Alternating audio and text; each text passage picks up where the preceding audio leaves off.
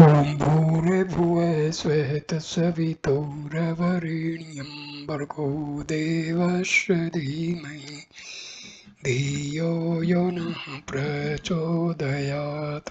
ॐ शांति शांति शांति। नमस्ते मेरे प्यारे दोस्तों, इस वीडियो में मैं ईशावास्योपनिषद की व्याख्या करने जा रहा हूँ। यह प्रमुख उपनिषदों में से एक है। यह उपनिषद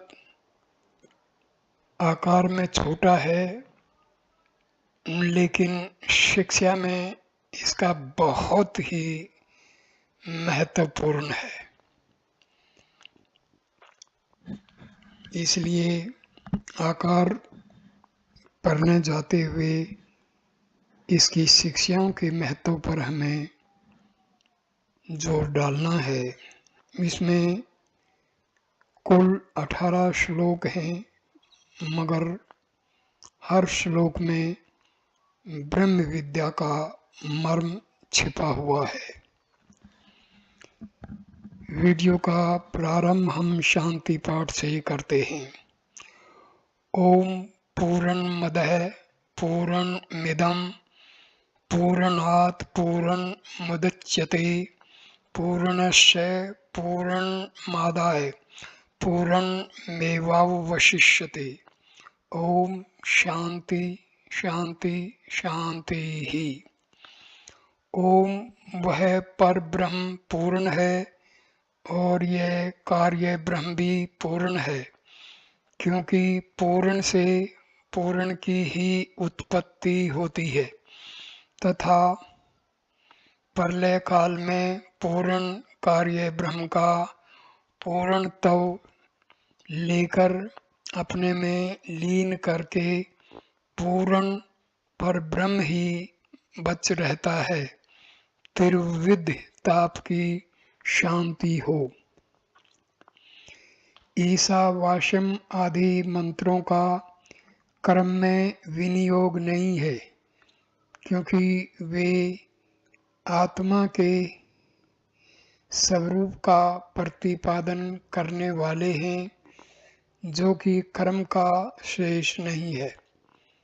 आत्मा का यथार्थ स्वरूप शुद्धत्व, निष्पापत्व, एकत्व, नित्यत्व, अशरीरत्व और सर्वगतत्व आदि है, जो आगे कहा जाने वाला है। इसका कर्म से विरोध है, अतः इन मंत्रों का कर्म में विनियोग न होना ठीक ही है। आत्मा का ऐसे लक्षणों वाला यथार्थ स्वरूप उत्पाद्य, विकार्य, आप्य और संस्कार्य अथवा कर्ता भोगता रूप नहीं है, जिससे कि वह कर्म का शेष हो सके। संपूर्ण उपनिषदों की परिसमाप्ति आत्मा के यथार्थ स्वरूप का निरूपण करने में ही होती है, तथा गीता और मोक्ष धर्मों का भी इसी में तात्पर्य है। अतः आत्मा के सामान्य लोगों की बुद्धि से सिद्ध होने वाले अनेकत्व, कृत्रित्व, भोक्तृत्व तथा अशुद्धत्व और पापमयत्व को लेकर ही कर्मों का विधान किया गया है। कर्मा अधिकार के ज्ञाताओं का भी यही कथन है कि जो पुरुष ब्रह्म तेज आदि दृष्ट और स्वर्ग आदि अदृष्ट कर्म फलों का इच्छुक है और मैं दिव्य जाति हूँ तथा कर्म के अंधकार सूचक कालेपन, कोबड़ेपन आदि धर्मों से युक्त नहीं हूँ, ऐसा अपने को मानता है, वही कर्म का अधिकारी है। अतः ये मंत्र आत्मा के यथार्थ स्वरूप का प्रकाश करके आत्मा संबंधी स्वाभाविक अज्ञान को निवृत्त करते हुए संसार के शोक मोह आदि धर्मों के विच्छेद के साधन स्वरूप आत्मिकवादी विज्ञान को ही उत्पन्न करते हैं। इस प्रकार जिनके मुमुक्षु रूप अधिकारी आत्मिक रूप विपय प्रतिपादक रूप संबंध और अज्ञान निवृत्ति तथा परमानंद प्राप्ति रूप प्रयोजन का ऊपर उल्लेख हो चुका है, उन मंत्रों की अब हम संक्षेप से व्याख्या करेंगे। सर्वत्र भगवत दृष्टि का उपदेश। पहला मंत्र। ओम ईशावास्यम इदं सर्वं यत्किंच जगत्यां जगत् तेन तक्तेन भुज्जिता मा गिर्दः कस्यैस्विद्धनम्। जगत जो कुछ स्थावर जंगम संसार है वह सब ईश्वर के द्वारा आच्छादनीय है, अर्थात उसे भगवत स्वरूप अनुभव करना चाहिए। उसके त्याग भाव से तू अपना पालन कर, किसी के धन की इच्छा न कर। जो ईशान शासन करे उसे ईष्ट कहते हैं। इसका तृतीयांत रूप ईशा है। सबका ईशन करने वाला परमेश्वर परमात्मा है। वही सब जीवों का आत्मा होकर अंतर्यामी रूप से सबका ईशन करता है। उस अपने स्वरूप भूत आत्मा इससे सब वास्य आच्छादन करने योग्य है। क्या आच्छादन करने योग्य है? यह सब जो कुछ जगती अर्थात पृथ्वी में जगत स्थावर जंगम प्राणी वर्ग है, वह सब अपने आत्मा ईश्वर से अंतर्यामी रूप से यह सब कुछ मैं ही हूँ ऐसा जानकर अपने परमार्थ सत्य स्वरूप परमात्मा से यह संपूर्ण मिथ्याभूत चराचर आच्छादन करने योग्य है। जिस प्रकार चंदन और अगरू आदि की जल आदि के संबंध से गीलेपन आदि के कारण उत्पन्न हुई औपाधिक दुर्गंधि उन चंदनादि के स्वरूप को घिसने से उनके पारमार्थिक गंध से आच्छादित हो जाती है, उसी प्रकार अपने आत्मा में आरोपित स्वाभाविक कृतृत्व भोक्तृत्व आदि लक्षणों वाला द्वैत रूप जगत जगती में यानी पृथ्वी में जगत्याम यह शब्द स्थावर जंगम सभी का उपलक्षण कराने वाला होने से इस परमार्थ सत्य स्वरूप आत्मा की भावना से नाम रूप और कर्म में सारा ही विकार जगत परित्यक्त हो जाता है। इस प्रकार जो ईश्वर ही चराचर जगत का आत्मा है ऐसी भावना से युक्त है, उसका पुत्र आदि तीनों ऐष्णाओं के त्याग में ही अधिकार है, कर्म में नहीं। उसके त्यक्त अर्थात त्याग से आत्मा का पालन कर त्यागा हुआ अथवा मरा हुआ पुत्र या सेवक अपने संबंध का अभाव हो जाने के कारण अपना पालन नहीं करता। अतः त्याग से यही इस श्रुति का अर्थ है, भोग यानी पालन कर। इस प्रकार ऐष्णाओं से रहित होकर तू गिर्द है अर्थात धन विपयुक्त आकांक्षा न कर। किसी के धन की अर्थात अपने या पराये किसी के भी धन की इच्छा न कर। यहाँ स्वित यह अर्थ रहित निपात है अथवा आकांक्षा न कर, क्योंकि धन भला किसका है? धन तो किसी का भी नहीं है जो उसकी इच्छा की जाए। ऐसा आक्षेप सूचक अर्थ भी हो सकता है। यह सब आत्मा ही है। इस प्रकार ईश्वर भावना से यह सभी परित्यक्त हो जाता है। अतः यह सब आत्मा से उत्पन्न हुआ तथा सब कुछ आत्मा रूप ही होने के कारण मिथ्या पदार्थ व्यापक आकांक्षा न कर, ऐसा इसका तात्पर्य है।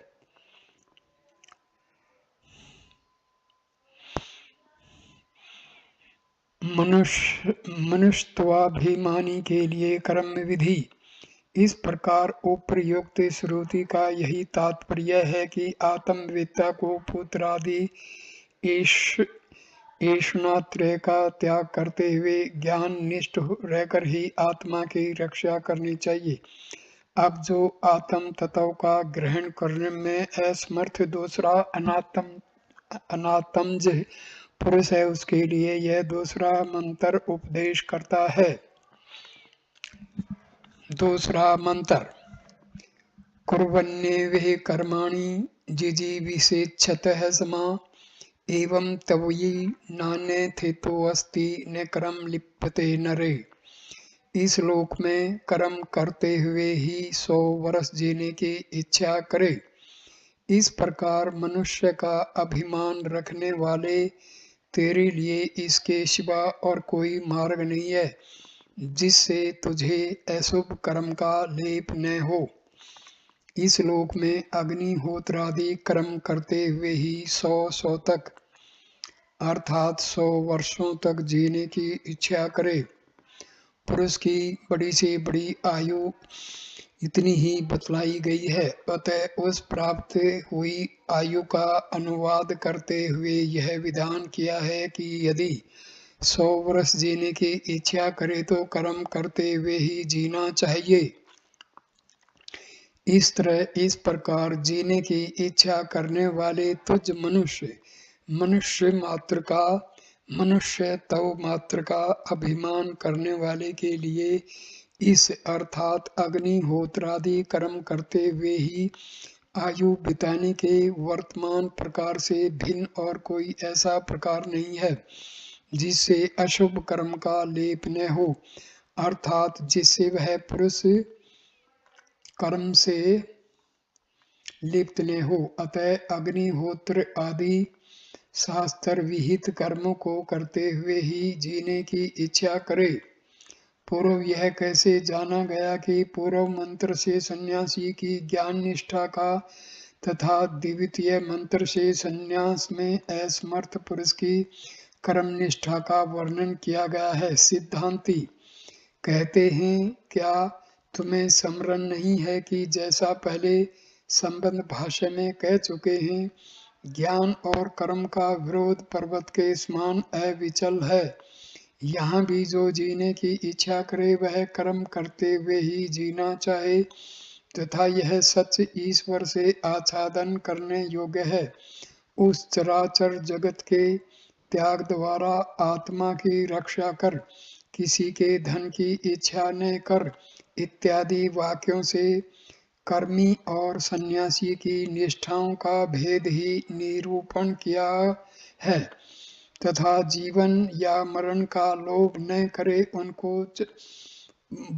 को चला जाए, यही वेद की मर्यादा है और फिर वहां से घर न लौटे। इस वाक्य से भी ज्ञान निष्ठ के लिए संन्यास का ही विधान किया है। आगे इन दोनों निष्ठाओं के फल का भी भेद बतलाएंगे। ये दोनों ही मार्ग सृष्टि के आरंभ से परंपरागत हैं।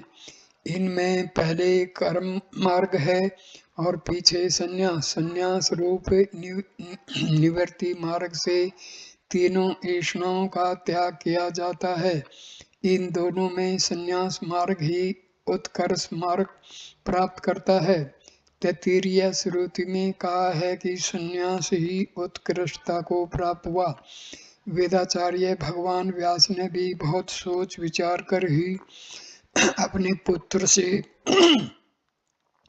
यह निश्चित बात कही है, जिनमें वेद प्रतिष्ठित हैं ऐसे ये दो ही मार्ग हैं, एक तो प्रवृत्ति लक्षण धर्म मार्ग और दूसरा अच्छी तरह भावना किया हुआ निवृत्ति मार्ग। इन दोनों का विभाग हम आगे दिखलाएंगे। अज्ञानी की निंदा। अब अज्ञानी की निंदा करने के लिए यह तीसरा मंत्र आरंभ किया जाता है। मंत्र तीसरा, ऐश्वर्या नाम ते लोका अंधेन तमसा वृतः तास्ते प्रतिभ्याघिछन्ति ये के चातम हनो जनः। वे असुर संबंधी लोक आत्मा के अदर्शन रूप अज्ञान से आच्छादित हैं। जो कोई भी आत्मा का हनन करने वाले लोग हैं, वे मरने के अनंतर उन्हें प्राप्त होते हैं। अद्वैय परमात्म भाव की अपेक्षा से देवता आदि भी असुर ही हैं। उनके संपत्ति स्वरूप लोक असुरीय हैं। नाम शब्द अर्थहीन निपात हैं। जिनमें कर्म फलों का लोकन दर्शन यानी भोग होता है, वे लोक अर्थात जन्म योनियां अंध अदर्शनात्मक तम यानी अज्ञान से आच्छादित हैं। वे इस शरीर को छोड़कर अपने कर्म और ज्ञान के अनुसार उन ब्रह्मा से लेकर स्थावर पर्यंत योनियों में ही जाते हैं।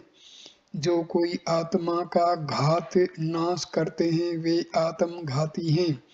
वे लोग कौन हैं? जो अज्ञानी हैं। वे सर्वदा अपने आत्मा की किस प्रकार हिंसा करते हैं? अविद्यारूप दोष के कारण अपने नित्य सिद्ध आत्मा का तिरस्कार करने से अज्ञानी जीवों की दृष्टि में नित्य विद्यमान आत्मा का अजरातमवादी ज्ञान रूप कार्य यानी फल मरे हुए के समान तिरोहित रहता है। इसलिए प्राकृत अज्ञानी जन आत्मघाती कहे जाते हैं। इस आत्मघात रूप दोष के कारण ही वे जन्म मरण को प्राप्त होते हैं। जिस आत्मा का हनन कर आत्मा का स्वरूप जिस आत्मा का हनन करने से अज्ञानी लोग जन्म मरण रूप संसार को प्राप्त होते हैं और उसके विपरीत ज्ञानी लोग मुक्त हो जाते हैं, वे आत्मघाती नहीं। वह आत्म तत्व कैसा है सो बतलाया जाता है। चौथा श्लोक। अनेज देकम मनसो जबियो नेन देवः आपनो वन पूर्वमर्षत तद्वातो ज्ञानयेतेति तिष्ठति मन्नपो मातुर्विश्वा दग्धाति। वह आत्म तत्व अपने स्वरूप से विचलित न होने वाला एक तथा मन से भी तीव्र गति वाला है। इसे इंद्रियां प्राप्त नहीं कर सकी, क्योंकि यह उन सब से पहले आगे गया हुआ विद्वान है। वह शिथिल होने पर भी अन्य सब गतिशीलों को अतिक्रमण कर जाता है। उसके रहते हुए ही अर्थात उसकी सत्ता में ही वायु समस्त प्राणियों के प्रवृत्ति रूप कर्मों का विभाग करता है।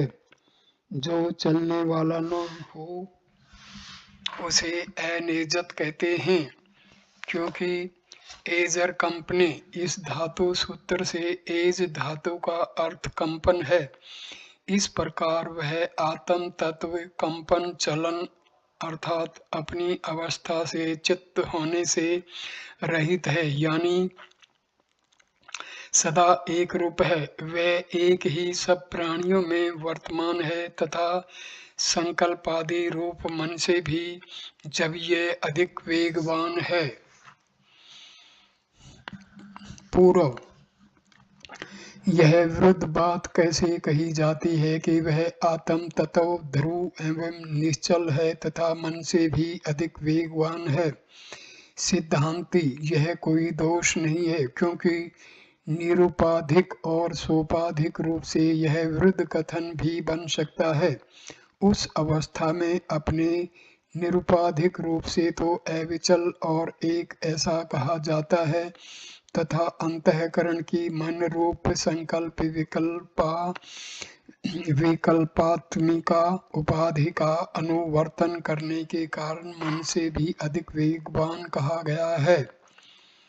इस लोक में देहस्थ मन का ब्रह्मलोक आदि दूर देशों में संकल्प रूप से एक क्षण में ही गमन हो जाता है। अतः मन का अत्यंत वेग तत्व तो लोक में प्रसिद्ध ही है, किंतु उस मन के ब्रह्मलोक आदि में बड़ी शीघ्रता से पहुँचने पर वहाँ आत्म चैतन्य का अवभास पहले से ही पहुंचा हुआ सा अनुभव किया जाता है। इसी से वह मन से भी अधिक वेगवान है, ऐसा श्रुति कहती है। जिसका प्रकरण चल रहा है, ऐसे इस आत्म तत्व को देवगण भी अर्थात उपलब्ध नहीं कर सके। विषयों का द्योतन प्रकाश करने के कारण चक्षु आदि इंद्रियां ही देव हैं।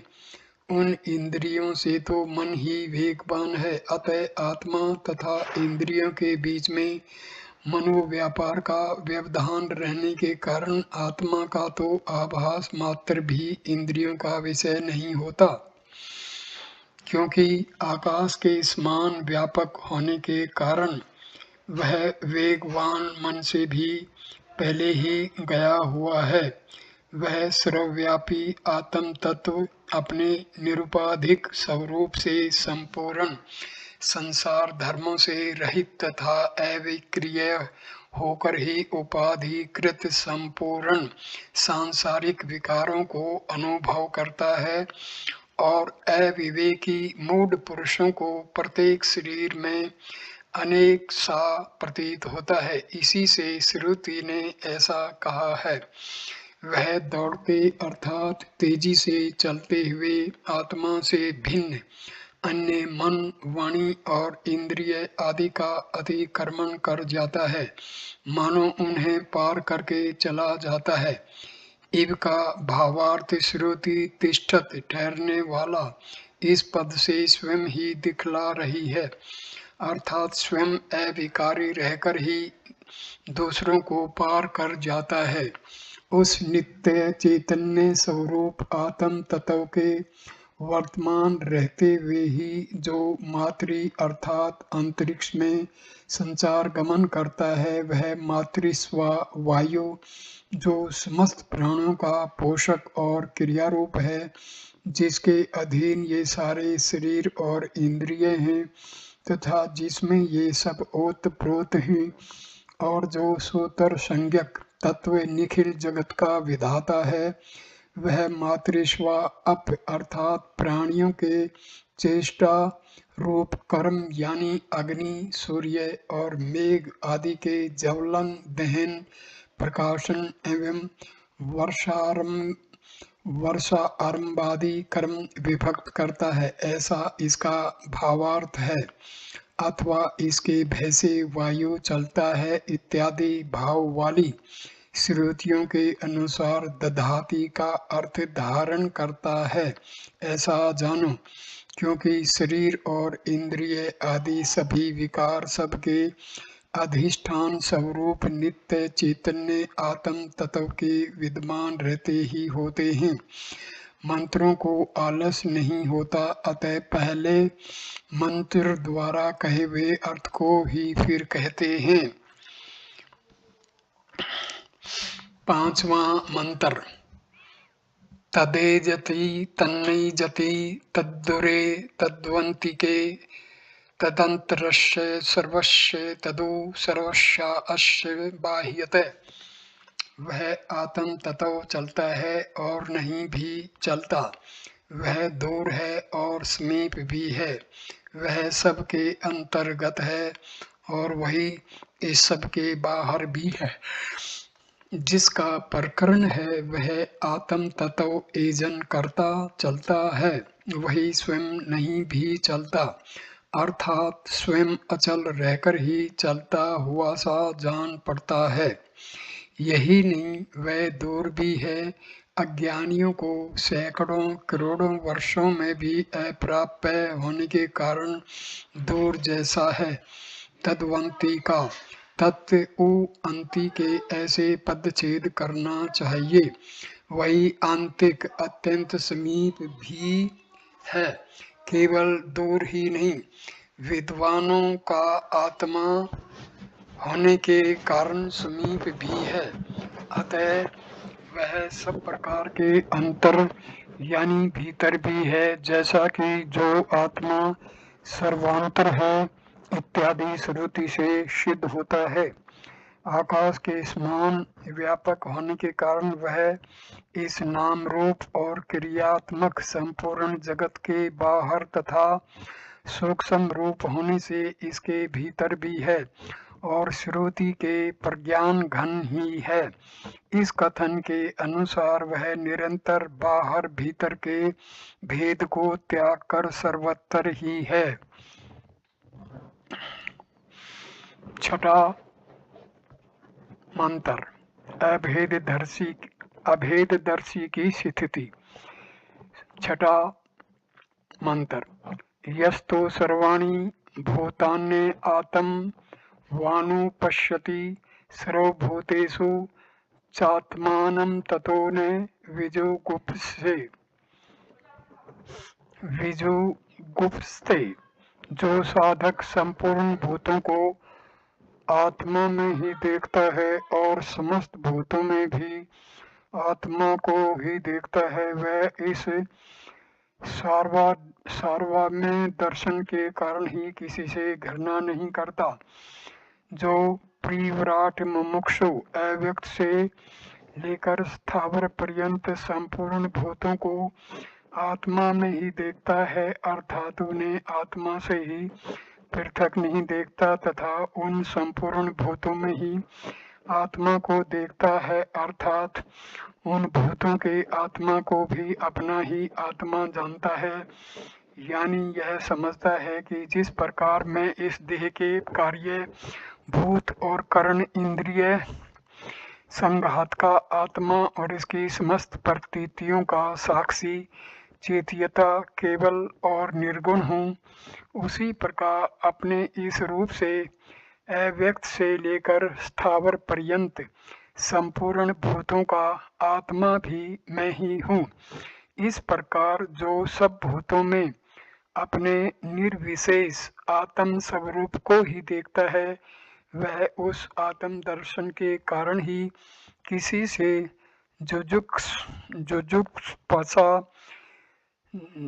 जुगुप्सा यानी घृणा नहीं करता।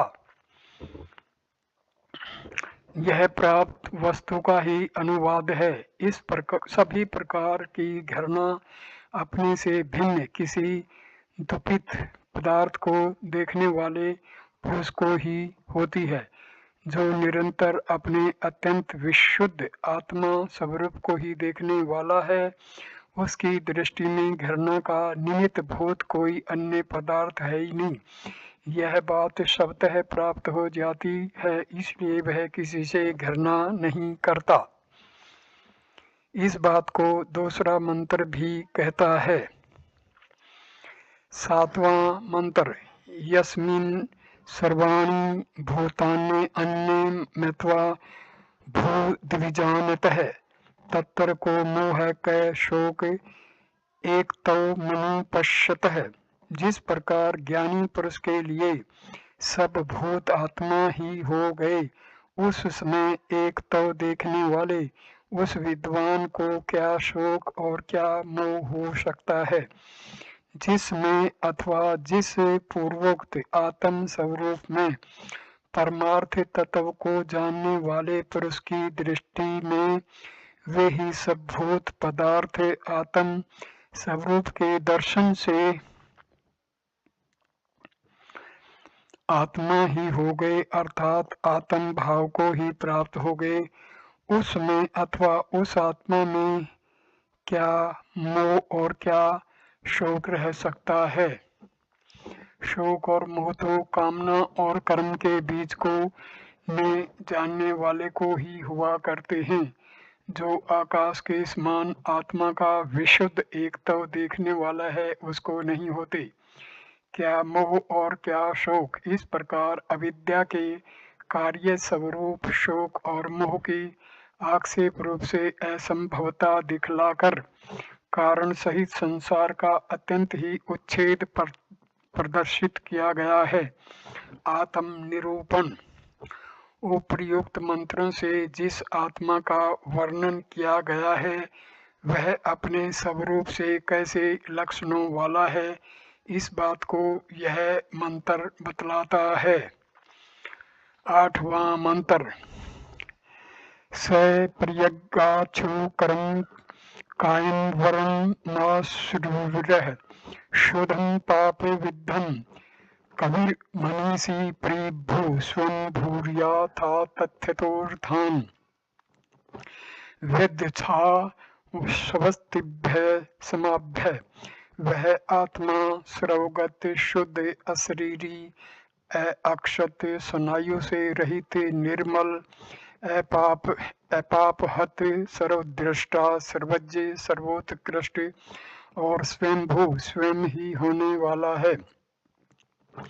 उसी ने नित्य सिद्ध संवत्सर नामक प्रजापतियों के लिए यथा योग्य रीति से अर्थों कर्तव्यों अथवा पदार्थों का विभाग किया है। वह पूर्वोक्त आत्मा प्रियगात प्रिय सब और अगात गया हुआ है, अर्थात आकाश के समान सर्वव्यापक है, शुक्र शुद्ध ज्योतिषमान यानी दीप्ति वाला है, एकाय शरीर अर्थात लिंग शरीर से रहित है, अवर्ण यानी अक्षत है, अस्नावीर है, जिसमें स्नायु अर्थात शिराएं न हो उसे अस्नावीर कहते हैं। अवर्ण और अस्नावीर इन दो विशेषणों से स्थूल शरीर का प्रतिभेद किया गया है तथा शुद्ध निर्मल यानी अविद्या रूप मल से रहित है, इससे कारण शरीर का प्रतिभेद किया गया है। अपाप विद्ध धर्म अधर्म रूप पाप से रहित है। शुक्रम इत्यादि नपुंसकलिंग वचनों को पुल्लिंग में परिणत कर लेना चाहिए, क्योंकि स प्रियगात इस पद से आरंभ करके कवि मनीषी आदि शब्दों द्वारा पुल्लिंग रूप से ही उपसंहार किया गया है। कवि क्रांतदर्शी यानी सर्वोद्रक है, जैसा कि श्रुति कहती है। इसे अन्य कोई और दृष्टा नहीं है। मनीषी मन का ईसन करने वाला अर्थात सर्वज्ञ ईश्वर। प्रिभू सबके प्रिय अथवा ऊपर है, इसलिए प्रिभू है। स्वयंभू स्वयं ही होता है, इसलिए स्वयंभू है। अथवा जिनके ऊपर है और जो ऊपर है वह सब स्वयं ही है, इसलिए स्वयंभू है। उस नित्य मुक्त ईश्वर ने सर्वज्ञ होने के कारण यथाभूत कर्म फल और साधन के अनुसार अर्थों कर्तव्य पदार्थों का यथा तथ्य विधान किया, अर्थात यथा योग्य रीति से उनका विभाग किया। यथा तथा के भाव को यथा तथ्य कहते हैं। उसने शाश्वत नित्य स्वभाव अर्थात संवत्सर नामक प्रजापतियों को उनकी योग्यता के अनुसार पृथक पृथक कर्तव्य बांट दिए। ज्ञान मार्ग और कर्म मार्ग। यहाँ ईशावास्यम इदं सर्वं मा गर्धय कस्यस्विद्धनम इस प्रथम मंत्र द्वारा संपूर्ण ऐष्णाओं के त्याग पूर्वक ज्ञान निष्ठा का वर्णन किया है। यही वेद का प्रथम अर्थ है तथा जो अज्ञानी और जीवित रहने की इच्छा वाले हैं उनके लिए ज्ञान निष्ठा संभव न होने पर कुर्वन्नेह कर्माणि जिजीविपेत इत्यादि मंत्र से कर्म निष्ठा कही है। यह दूसरा वेदार्थ है। उपर्युक्त मंत्रों द्वारा दिखलाया हुआ इन निष्ठाओं का विभाग बृहदारण्यक उपनिषद में दिखाया है। उसने इच्छा की कि मेरी पत्नी हो इत्यादि वाक्यों से यह सिद्ध होता है कि कर्म अज्ञानी और सकाम पुरुष के लिए ही है। मन ही इसका आत्मा है, वाणी स्त्री है इत्यादि वचन से भी कर्मनिष्ठ का अज्ञानी और सकाम होना तथा निश्चित रूप से जाना जाता है तथा उसी का फल सप्तान स्वर्ग है। उनमें आत्म भावना करने से ही आत्मा की अनात्म रूप से स्थिति है। आत्मज्ञानियों के लिए तो वहाँ बृहदारण्यक उपनिषद में जिन हमको यह हम लोग ही संपादन करना है, वे हम प्रजा को लेकर क्या करेंगे इत्यादि वाक्य से जायादि 3 ऐष्णाओं के त्याग पूर्वक कर्मनिष्ठा के विरुद्ध आत्म स्वरूप में स्थित रहना ही दिखलाया है। जो ज्ञाननिष्ठ सन्यासी हैं उन्हें ही असुरिया नाम ते लोकः यहाँ से लेकर स प्रियगात इत्यादि तक के मंत्रों से अज्ञानी की निंदा करते हुए आत्मा के यथार्थ स्वरूप का उपदेश किया है। इस आत्मनिष्ठा में उन्हीं का अधिकार है, काम पुरुषों का नहीं। इस प्रकार श्वेताश्वतर मंत्रोपनिषद में भी ऋषि समूह से भली प्रकार सेवित इस परम पवित्र आत्मज्ञान का उत्तम संन्यास आश्रम वालों को उपदेश किया इत्यादि रूप से इसका पृथक उपदेश किया है। जो कर्मनिष्ठ कर्मठ लोग कर्म करते हुए ही जीवित रहना चाहते हैं उनसे यह कहा जाता है। 9वां मंत्र अंधन्तं प्रविशन्ति ये विद्यामुपासते ततो भूय इव ते तमो विद्याया रतः। जो अविद्या कर्म की उपासना करते हैं वे अविद्या रूप घोर अंधकार में प्रवेश करते हैं, और जो विद्या उपासना में ही रत हैं वे मानो उससे भी अधिक अंधकार में प्रवेश करते हैं। यह ज्ञात होता है कि यह विधि कर्मनिष्ठों के लिए ही है, सबके लिए नहीं है। सिद्धांती बतलाते हैं, सुनो, निष्काम पुरुष के लिए जो यस्मिन सर्वाणि भूतान्यमेवा भट्टी जानत है तंत्र को मोह क शोक है एक तो अनुपश्यंत है। इस मंत्र में साध है और साधन के भेद का निराकरण करते हुए आत्मा के एकत्व का ज्ञान प्रतिपादन किया है। उसे भी विचारवान किसी भी कर्म या अन्य ज्ञान के साथ मिलाना नहीं चाहेगा। यहाँ तो समुच्चय की इच्छा से ही अविद्वान आदि की निंदा की है। अतः न्याय और शास्त्र के अनुसार जिसका जिसके साथ समुच्चय हो सकता है वही यही कहा गया है। सो कर्म के संबंधी रूप से यहाँ दैववित्त अर्थात देवता संबंधी ज्ञान का ही उल्लेख हुआ है, परमात्म ज्ञान का नहीं, क्योंकि विद्या से देवलोक प्राप्त होता है। ऐसा इस ज्ञान का आत्मज्ञान से पृथक फल सुना गया है।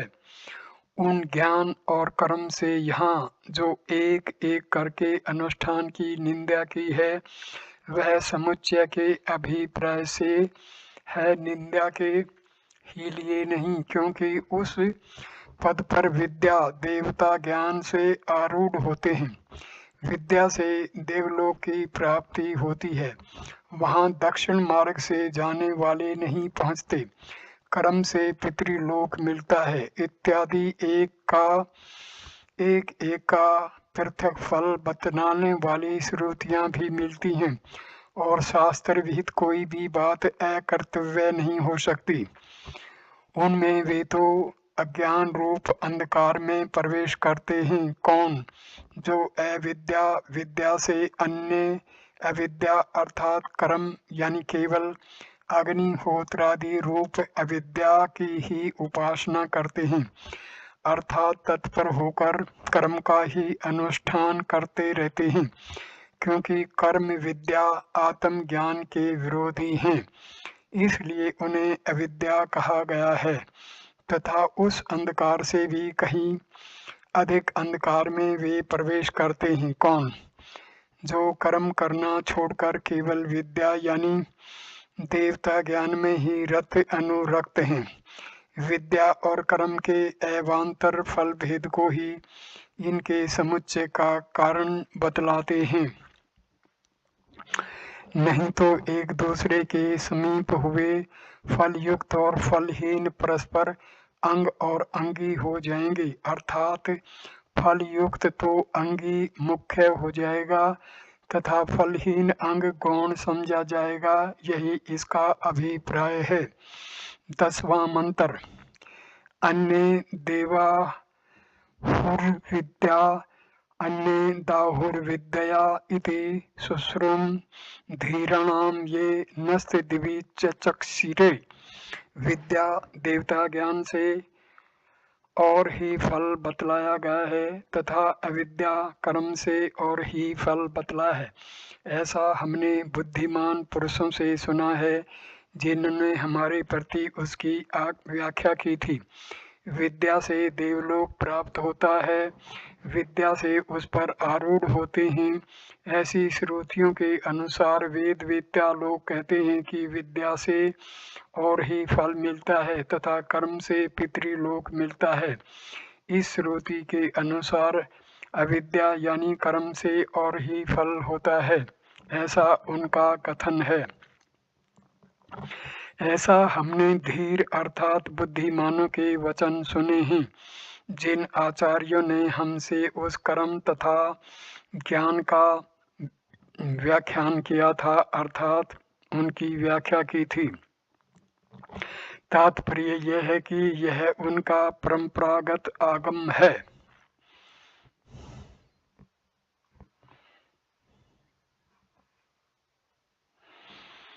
11वां मंत्र। विद्यां चाविद्यां च यस्तद्वेदोऽभ्यस अविद्या मृत्युं तीर्त्वा विद्या मृतमश्नुते। जो विद्या और अविद्या इन दोनों को ही एक साथ जानता है, वह अविद्या से मृत्यु को पार करके विद्या से अमरत्व प्राप्त कर लेता है। क्योंकि ऐसा है, इसलिए विद्या और अविद्या अर्थात देवता ज्ञान और कर्म इन दोनों को जो एक साथ एक ही पुरुष से अनुष्ठान किए जाने योग्य जानता है, इस प्रकार समुच्चय करने वाले को ही एक पुरुषार्थ का संबंध कर्म से होता है। यही अब कहा जाता है। अविद्या अर्थात अग्निहोत्रादि कर्म से मृत्यु यानी मृत्यु शब्दवाच्य स्वाभाविक व्यावहारिक कर्म और ज्ञान इन दोनों को तरकर पार करके विद्या अर्थात देवता ज्ञान से अमृत यानी देवता भाव को प्राप्त हो जाता है। देवता भाव को जो प्राप्त होना है वही अमृत कहा जाता है। व्यक्त और अव्यक्त उपासना का समुच्चय।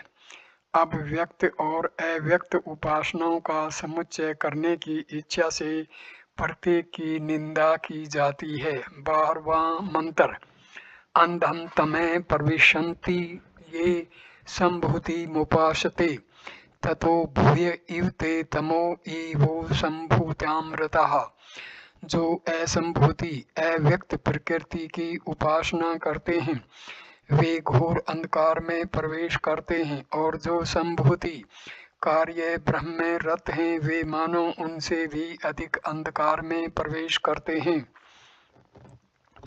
जो असंभूति की उपासना करते हैं वे घोर अंधकार में प्रवेश करते हैं। संभवन उत्पन्न होने का नाम संभूति है। वह जिसके कार्य का धर्म है उसे संभूति कहते हैं। उसे अन्य असंभूति प्रकृति कारण अथवा अव्याकृत नाम की अविद्या है। उस असंभूति यानी अव्याकृत नाम वाली प्रकृति कारण अर्थात अज्ञानात्मिका अविद्या की है, जो कि कामना और कर्म की बीज है। जो लोग उपासना करते हैं वे उसके अनुरूप ही अज्ञान रूप घोर अंधकार में प्रवेश करते हैं, तथा जो संभूति यानी हिरण्यगर्भ नामक कार्य ब्रह्म में रत हैं वे उससे भी गहरे मानो अधिकतर अंधकार में प्रवेश करते हैं। व्यक्त और अव्यक्त उपासना के फल। अब उन दोनों उपासनाओं के समुच्चय का कारण रूप जो उन दोनों के फलों का भेद है उसका वर्णन किया जाता है। 13वां मंत्र।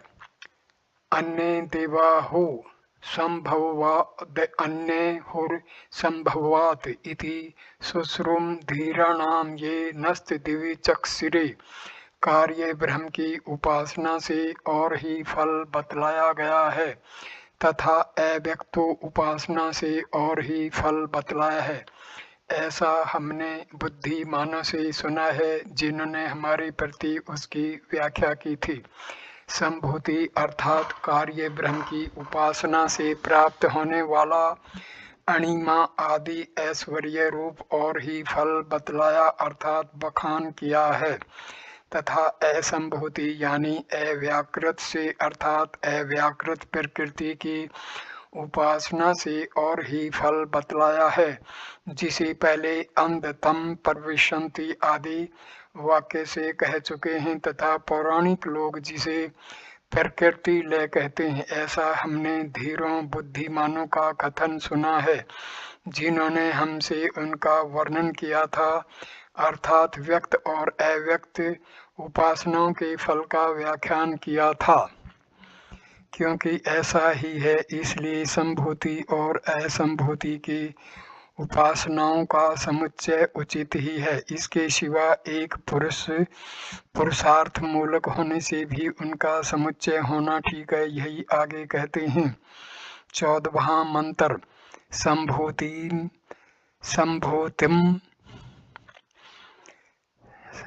संभूतिम च विनाशम च यस्तद्वेदोऽभ्यासः विनाशेन मृत्युं तीर्त्वा संभूता मृतमश्नुते।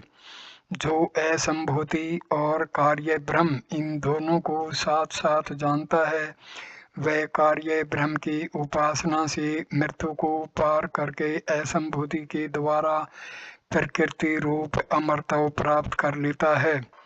जो पुरुष असंभूति और विनाश इन दोनों की उपासना के समुच्चय को जानता है वह जिसके कार्य का धर्म विनाश है और उस धर्मी से अभेद होने के कारण जो स्वयं भी विनाश कहा जाता है उस विनाश से अर्थात उसकी उपासना से अधर्म तथा कामना आदि दोषों से उत्पन्न हुए अनैश्वर्य रूप मृत्यु को पार करके हिरण्यगर्भ की उपासना से अणिमा आदि ऐश्वर्य की प्राप्ति रूप फल ही मिलता है। अतः उससे अनैश्वर्य आदि मृत्यु को पार करके असंभूति अव्यक्तोपासना से प्रकृति लय रूप अमृत प्राप्त कर लेता है। संभूति च विनाशम च इस पद समूह में प्रकृति लय रूप फल बतलाने वाली श्रुति के अनुरोध से अवर्ण के लोप पूर्वक निर्देश हुआ समझना चाहिए। उपासक की मार्ग याचना शास्त्र के बतलाए हुए प्रकृति लय पर्यंत समस्त फल गौ भूमि और स्वर्ण आदि मानुष्य संपत्ति तथा देवता ज्ञान रूप दैवी संपत्ति से संपन्न होने वाले हैं। यहाँ तक संसार की गति है। इससे आगे पहले आत्मई भी जानता है। इस 7वें मंत्र में बतलाया हुआ संपूर्ण ऐषणाओं के त्याग रूप संन्यास का फल सर्वात्म भाव ही है। इस प्रकार यहाँ प्रवृत्ति निवृत्ति रूप 2 प्रकार का वेदार्थ प्रकाशित किया गया है। उनमें विधि प्रति वेद रूप संपूर्ण प्रवृत्ति लक्षण वेदार्थ का ही प्रकाश करने में परगवर्त पर्यंत ब्राह्मण भाग उपयोगी है तथा निवृत्ति लक्षण वेदार्थ का अभिव्यक्त करने में इससे आगे बृहदारण्यक का उपयोग किया जाता है। उनमें जो पुरुष गर्भाधान से लेकर मरण पर्यंत कर्म करते हुए जीवित रहना चाहते हैं उसे अपर ब्रह्म विवेक विद्या के साथ ही जीवित रहना चाहिए। जैसा कि कहा है विद्या और अविद्या दोनों को साथ साथ जानता है वह अविद्या कर्म से मृत्यु को पार करके विद्या देवता ज्ञान से अमरत्व प्राप्त कर लेता है।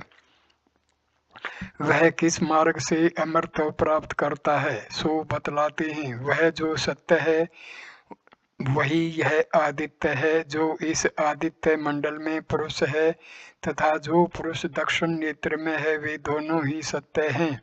जो उस ब्रह्म की उपासना करने वाला और शास्त्रोक्त कर्म करने वाला है, वह अंतकाल उपस्थित होने पर इस आदित्य मंडल आत्मा से हिरण्ययन पात्रेण इस मंत्र के द्वारा इस प्रकार आत्म प्राप्ति द्वार की याचना करता है। 15वां मंत्र।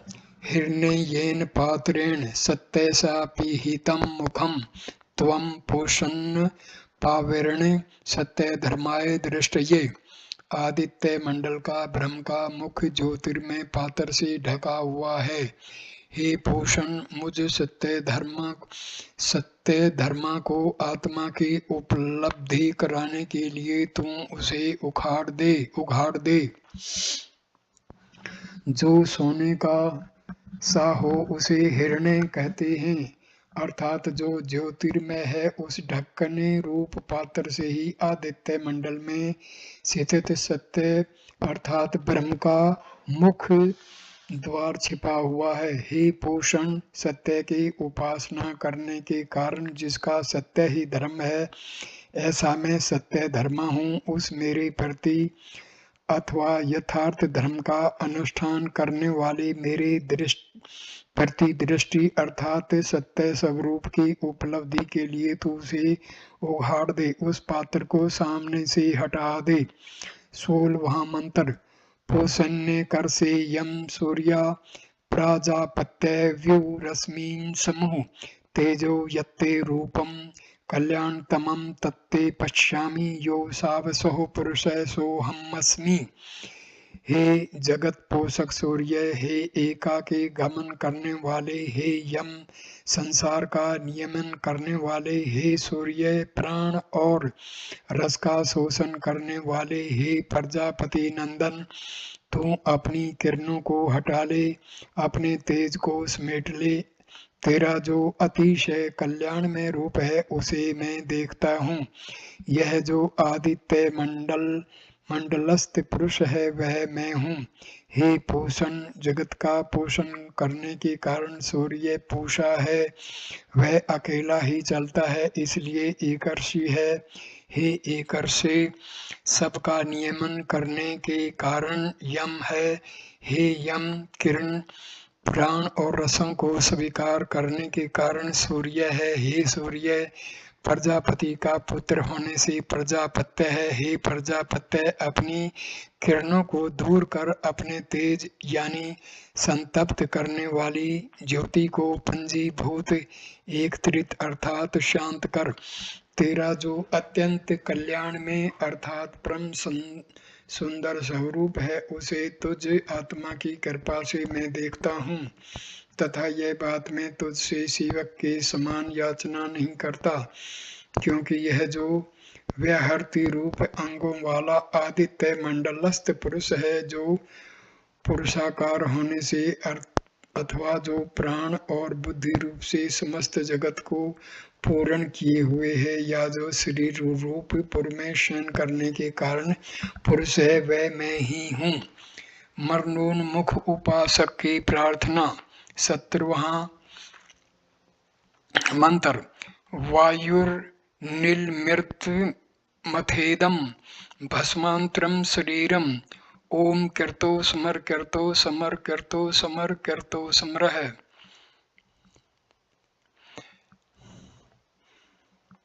अब मेरा प्राण सर्वात्मक वायु रूप सूत्रात्मा को प्राप्त हो और यह शरीर भस्म शेष हो जाए। हे मेरे संकलात्मक मन, अब तू स्मरण कर, अपने किए हुए को स्मरण कर। अब तू स्मरण कर, अपने किए हुए को स्मरण कर। अब मुझ में मरने वाले का वायु प्राण अपने अध्यात्म परिच्छेद को त्याग कर अधिदेव रूप सर्वात्मक वायु रूप अमृत यानी सूत्रात्मा को प्राप्त हो। इस प्रकार इस वाक्य में प्रतिपद्यत्मा यह क्रियापद जोड़ लेना चाहिए। यहाँ यह समझना चाहिए कि ज्ञान और कर्म के संस्कारों से यह युक्त यह लिंग दे उत्कर्मण करे, क्योंकि इस श्रुति से मार्ग की याचना की गई है तथा अब यह शरीर अग्नि में होम कर दिए जाने पर भस्म शेष हो जाए। ओम ऐसा कहकर यहाँ उपासना के अनुसार सत्य स्वरूप अग्नि संज्ञक ब्रह्म ही अभेद रूप से कहा गया है, क्योंकि ओम इसका प्रतीक है। हे कर्तो संकलात्मक मन, तो इसमें जो मेरा स्मरणीय है उसका स्मरण कर। अब यह उसका समय उपस्थित हो गया है, अतः तो स्मरण कर। कर्तो समर कर्त समर, यहाँ समर पद की पुनरुक्ति आदर के लिए है। पुनः दूसरे मंत्र से मार्ग की याचना करता है। 18वां मंत्र। अग्ने न सुप्ता राय अस्मान विस्मानि देव वयोनानि विद्वान युयोधस समजुहुराण मनो भूयष्ठाम ते नम उक्तिम विधेम। हे अग्नि, हमें कर्म फल भोग के लिए सन्मार्ग ले चल। हे देव, तू समस्त ज्ञान और कर्मों को जानने वाला है। हमारे पापंड पूर्व पापों को नष्ट कर। हम तेरे लिए अनेक नमस्कार करते हैं। हे अग्नि, मुझे सुपथ अर्थात सुंदर मार्ग से ले चल। यहाँ सुपथा यह विशेषण दक्षिण मार्ग की निवृत्ति के लिए है। मैं आवागमन रूप दक्षिण मार्ग से ऊब गया हूँ, अतः तुझसे प्रार्थना करता हूँ कि यथोक्त कर्मफल वशिष्ठ हम लोगों को हमारी संपूर्ण कर्म अथवा ज्ञानों को जानने वाला। हे देव, तो राय धन के लिए अर्थात कर्म फल भोग के निमित्त पुनः पुनः आने जाने से रहित शुभ मार्ग से ले चल, तथा तू हमारे कुटिल अर्थात वचनात्मक पापों को विमुक्त यानी विनष्ट कर दे। तब हम विशुद्ध होकर अपना इष्ट प्राप्त कर लेंगे। यह इसका अभिप्राय है, किंतु इसमें हम तेरी परिचर्वा सेवा करने में समर्थ नहीं हैं, अतः हम तेरे लिए बहुत सी नमः उक्ति यानी नमस्कार वचन विधान करते हैं, अर्थात नमस्कार से ही तेरा परिचर्या करते हैं। अविद्या कर्म से मृत्यु को पार कर विद्या देवता ज्ञान से अमृत प्राप्त करता है। विनाश कार्य ब्रह्म की उपासना से मृत्यु को पार कर असंभूति अव्यक्त की उपासना से अमृत लाभ करता है। ऐसा सुनकर कुछ लोगों को संशय हो जाता है, अतः उसकी निवृत्ति के लिए हम संक्षेप से विचार करते हैं। अच्छा, तो यहाँ किस निमित्त को लेकर संशय होता है, इस पर कहते हैं। पूर्व, यहाँ विद्या शब्द से मुख्य परमार्थ विद्या तथा अमृत शब्द से अमृतव ही क्यों नहीं लिया जाता? सिद्धांती, ऊपर बतलाई हुई परमार्थ विद्या और कर्म का परस्पर विरोध होने के कारण उनका समुच्चय नहीं हो सकता। पूर्व, ठीक है, परंतु इनको विरोध या अविरोध तो शास्त्र प्रमाण से ही सिद्ध हो सकता है। अतः यहाँ शास्त्र विधि होने के कारण इनका विरोध नहीं जान पड़ता। जिस प्रकार अविद्या का अनुष्ठान और विद्या की ही उपासना शास्त्र प्रमाण से सिद्ध हैं, उसी प्रकार उनके विरोध अविरोध भी हैं। तथा जैसे सभी प्राणियों की हिंसा न करे, यह बात शास्त्र से जानी जाती है, और फिर यज्ञ में पंचों की हिंसा करे, इस शास्त्र विधि से ही बाधित भी हो जाती है, जैसे ही विद्या और अविद्या के संबंध में भी हो सकता है। और इस प्रकार विद्या तथा कर्म का समुच्चय हो जाता है। सिद्धांति नहीं, क्योंकि श्रुति कहती है कि जिनकी गति भिन्न भिन्न है वे विद्या और कर्म सर्वथा विपरीत हैं। पूर्व, किंतु विद्याम च इस वाक्य से इन दोनों का अविरोध है न सिद्धांति नहीं, क्योंकि उनके हेतु स्वरूप और फलों में विरोध है। पूर्व विद्या और अविद्या तथा विरोध और अविरोध इनमें विकल्प न हो सकने के कारण तथा समुच्चय की विधि होने से अविरोध ही मान लिया जाए तो सिद्धांति नहीं, क्योंकि इन दोनों का साथ रहना संभव नहीं है। पूर्व यदि ऐसा माने कि विद्या और अविद्या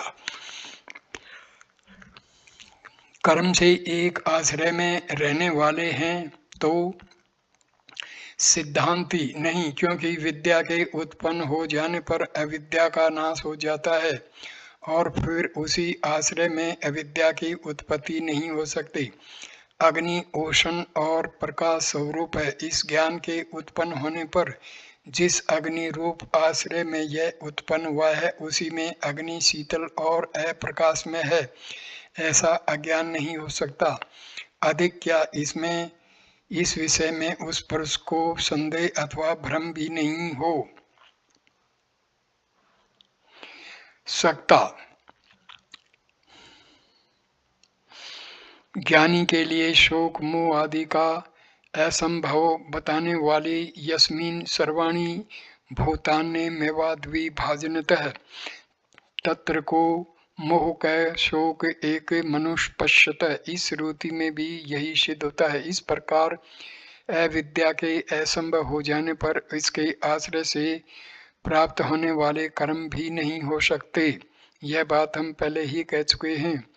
यहाँ जो कहा गया है कि अमृत को प्राप्त होता है सो आपेक्षिक अमृत समझना चाहिए।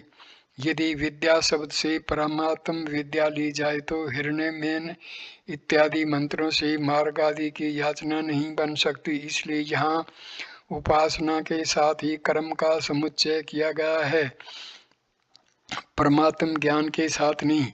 इस प्रकार इन मंत्रों का वही अर्थ है जैसा कि हमने व्याख्यान किया है, ऐसा कहकर हम विराम लेते हैं।